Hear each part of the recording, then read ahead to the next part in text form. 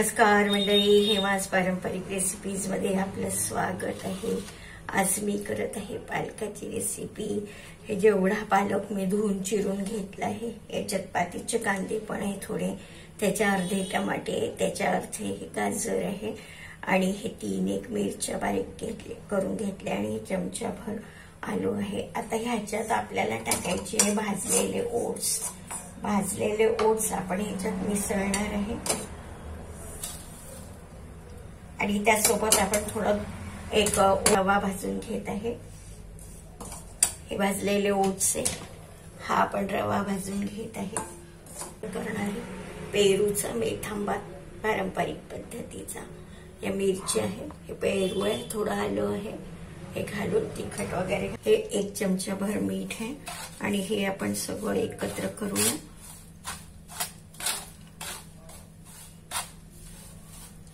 चमचे टाकायचे कारण आपण 3 मोठ्या मिरच्या घेतल्या म्हणून झालंय हे चांगलं एक गच्च भरून।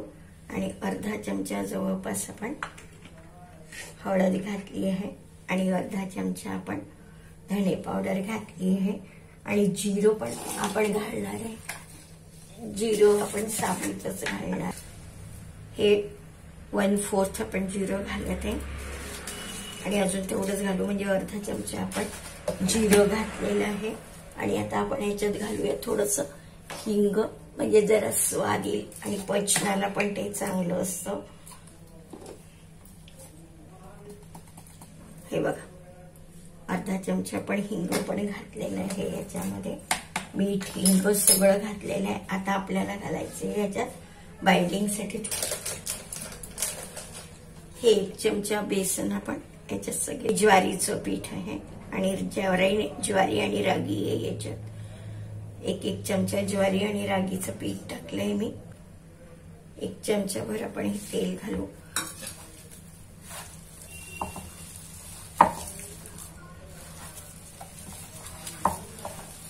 जवळपास आपल्याला रागी आणि ज्वारीचं पीठ अजून अर्धा वाटी टाकावं लागेल।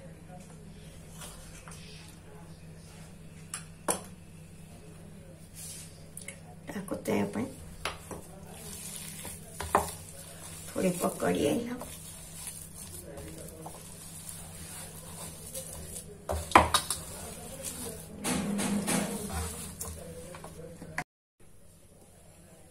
हे बघा, असं झालंय आटा छान। आणि याला लावायचंय थोडंसं तेल आणि आता याला आपण लगेच लाटायला घेऊया।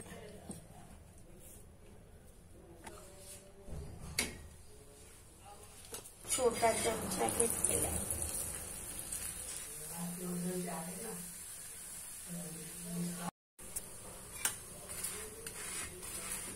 अभी हर चीज महंगी हो गई है कि 1 महीने से इतनी महंगाई हो गई थी।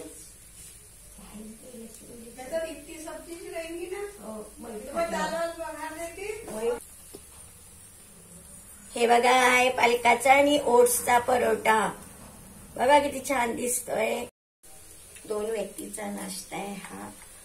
अर्धा पाव पालक, अर्धा पाव पातीचा कांदा स्वच्छ धुवून बारीक चिरला, छोटंसं गाजर 1 आणि त्याच्यानंतर आपण टाकलेलं आहे ओट्स। 1 वाटीभर ओट्स घेतलाय, भाजून घेतलाय आपण आणि मग ह्याच्यात वापरलेला आहे। टमाटे घेतले आपण, 1 मोठा टमाटा छान। आणि हे इथे छान भाजावं लागतं की याच्यातला ते टमाटा, पातीचा कांदा, पालक हा छान भाजल्या गेला पाहिजे। खूप तेल टाकायचं नाही, थोडं थोडं तेल लावते, बघत आहे तुम्ही।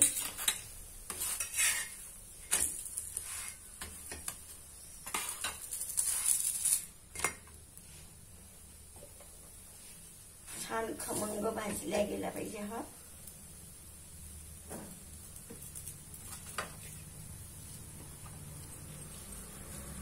हिवाळ्यामध्ये असे पराठे आपल्याकडे नेहमीच होत असतात। कधी मेथीचे, कधी पालकाचे, कधी पत्ता कोबीचे, कधी फुलकोबीचे, आणि हे छान पौष्टिक आहे. याच्यात तर काही वाटच नाही. बघा किती खमंग झाले. हे लाटायला जरा वेळ लागतो. आणि आता करते मी मेथांबा. हे झालं की मेथांबा करते. बघा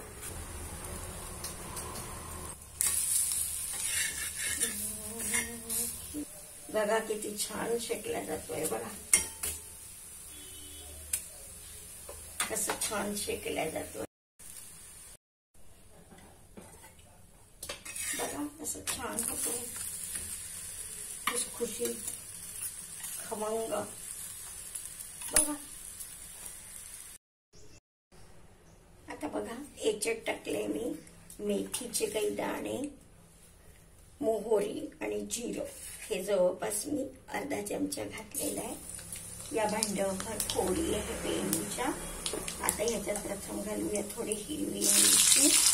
या 3 मिरच्या मी चिरलेल्या आहे, तिन्ही टाकते आहे. आलं टाकते आहे आणि हे छान शिजू द्यायचं. आलं वगैरे छान होऊ द्यायचं आहे. लालसर रंगावर आलं की हिंग.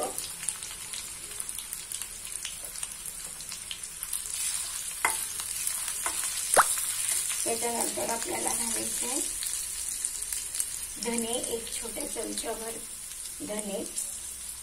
अजून 1 चमचा घालते, म्हणजे 2 चमचे छोट्या चमच्याने धने. 1 चमचा गरम मसाला आणि 1 चमचा तिखट आणि अर्धा चमचा हळद असं घालायचं आहे. आणि आता हे छान होऊ द्यायचं आहे. आणि याच्यात घालायचं आहे पेरू, चिरलेला पेरू. देशी पेरू आहे. ही पारंपरिक रेसिपी आहे. त्याला म्हणतात मेथांबा. याच्यात मेथीचे दाणे मोहरी सोबतच टाकले मी. 4-5च टाकत असतात, पण मेथांबा माहितीच पडत आहे याला. आणि ह्याला छान शिजू द्यायचं. ह्याच्यात तुम्ही तुमच्या आवडीप्रमाणे जास्तीचं तिखट पण टाकू शकता. पण ह्याच्यात मी आधीच ऑलरेडी टाकलेलं आहे, म्हणून मी त्याच्यात दुसरं काही टाकत नाही. आणि दुसरी याचं जे शिजत आलं की याच्यात थोडासा गोड किंवा टाकतात तुम्ही घालू शकता. शिजत आलं की थोडासाच टाकायचा आहे आपल्याला.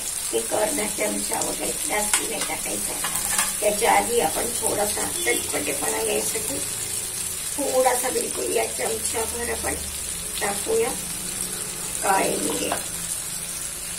पचनासाठी चांगले असतात हे जे आपण फोडणीत टाकतो ते सगळं पचनासाठी चांगलं असतं. बघा हा साधारण 1 चमच्याभर गूळ आहे. हा घालूया आपण. घालायची पेरू छान तो पिकलेलाच पेरू आहे. आणि थोडासा तो या गुळाच्या पाण्यातून थोडासा एकजीव झाला की काढून घ्यायचा.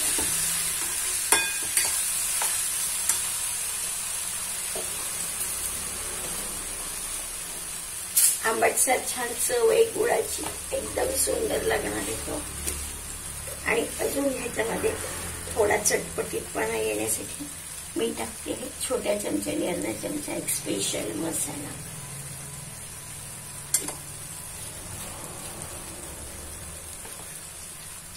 हा साऊथ पद्धतीचा थोडा मसाला आहे, चटपटा असतो. बघा घालाय आता हे थोडं पाणी टाकते रस्सा व्हायसाठी. नाही टाकलं तरी चालेल, पण तरी टाकते थोडस. मग हा पूर्वी त्या काळात बायका करून ठेवायच्या, 2-3 दिवस पुरवायच्या. फॅमिली मोठी व्हायची.